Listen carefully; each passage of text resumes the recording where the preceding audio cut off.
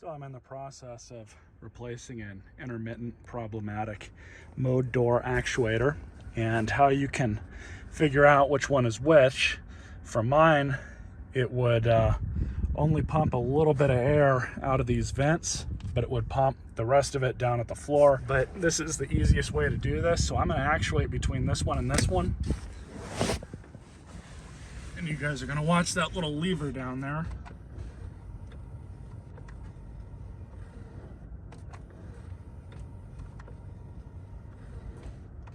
So that's how you look at that.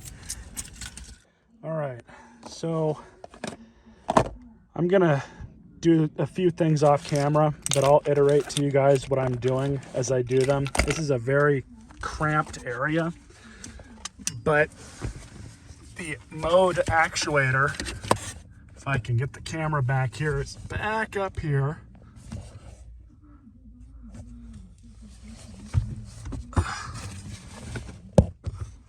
Camera can't really see it, but it's right there in the middle of the screen, that thing. So in order to get to that, I've got to pull out the silver inverter box, make things a little bit easier, as well as pull out this HVAC duct, which looks to be it appears that it's only strapped down with one of those retainers right up here.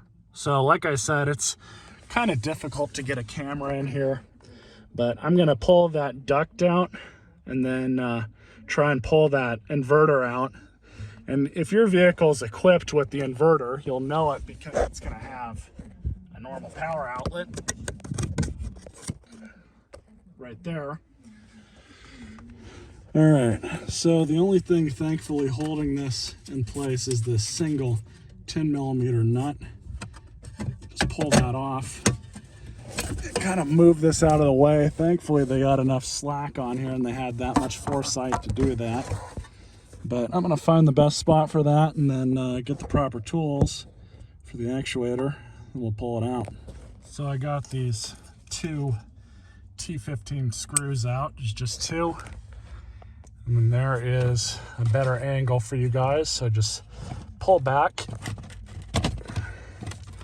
take it off just like that. Undo this connector, if I can do this one-handed, of course.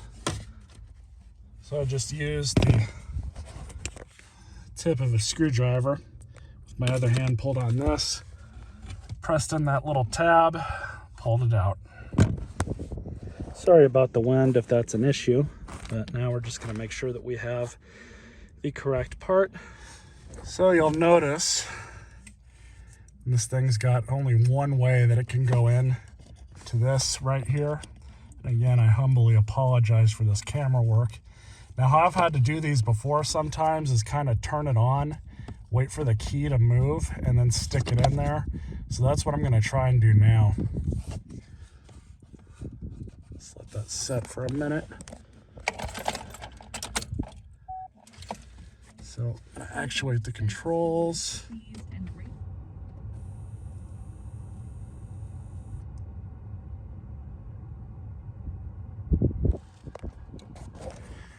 And yeah, I definitely was not able to show that on camera, but what I did was with my left hand, I actuated the switch, waited for that key to line up, and then just popped it right in, had it right next to it, and just threw it forward as soon as it lined up.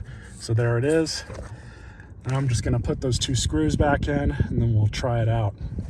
So that went back in without issue. Now just to stick the inverter back up. Rotate it around.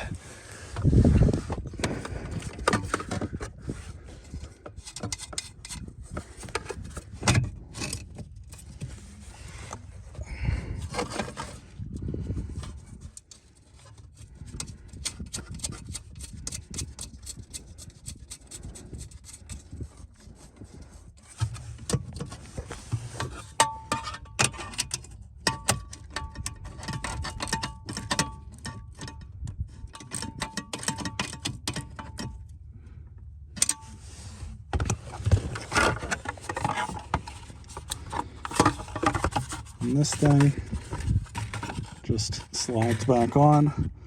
Make sure that of course is facing the correct way. It's going to go right back up into that hole. First,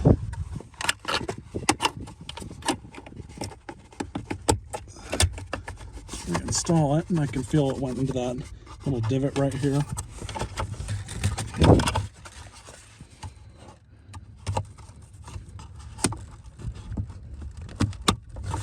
There we go. All right, so let's see if we broke anything. AC.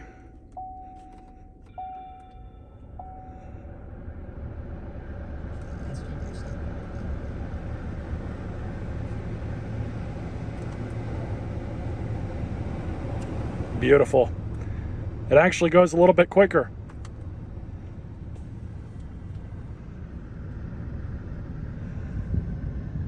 I'm happy with that. I can feel it being redirected from the floor off of my legs back up to here. So yeah, it's working good. It's going a little bit faster too. So I'm definitely happy with that outcome. Hope you guys enjoyed this video. Stay tuned for more.